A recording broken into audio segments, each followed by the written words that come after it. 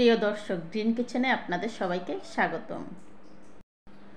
সব রোগের জন্য উপকারী এই কালো জিরা, আর এই কালো জিরার ভর্তা এইভাবে একবার বানিয়ে খেলে বারবার খেতে ইচ্ছে করবে।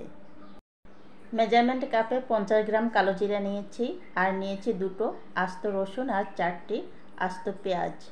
দুটো আস্ত রসুন আর দুটো পেঁয়াজ পাটায় বেটে নেব, আর দুটো পেঁয়াজ কুচি করে নেব। কালো জিরাগুলো পাটায় ভালো করে মিহি করে বেটে নিয়েছি।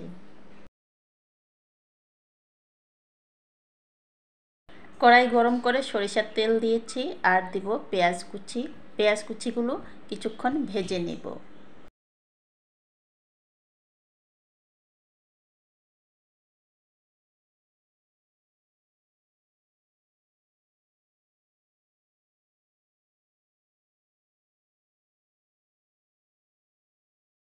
পেঁয়াজগুলো ভেজে নিয়ে এখন দিচ্ছি 1 চা চামচ রসুন বাটা।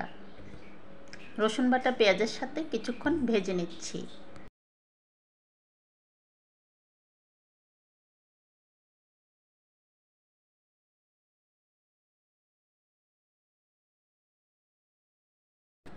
এখন দিচ্ছি বেটে রাখা পেঁয়াজ, আর 1 চা চামচ মরিচের গুঁড়া, হাফ চা চামচ হলুদের গুঁড়া, আর দিব পরিমাণ মতো লবণ।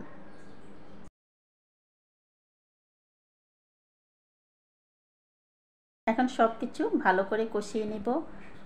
কালো জিরা ভর্তায় পেঁয়াজ রসুনের পরিমাণটা একটু বেশি দিতে হয়, আর খেয়াল রাখতে হবে কালো জিরার চেয়ে যেন পেঁয়াজ রসুন কম না হয়ে যায়।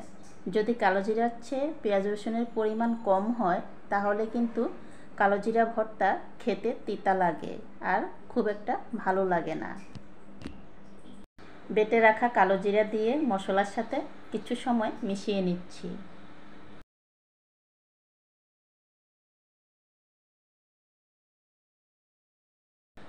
এখন দিচ্ছি সামান্য পরিমাণ জল, আর এই জল দেওয়ার পর চুলার আঁচ মিডিয়াম টু লো হিটে রেখে বেশ কিছু সময় নেড়েচেড়ে শুকিয়ে নেব।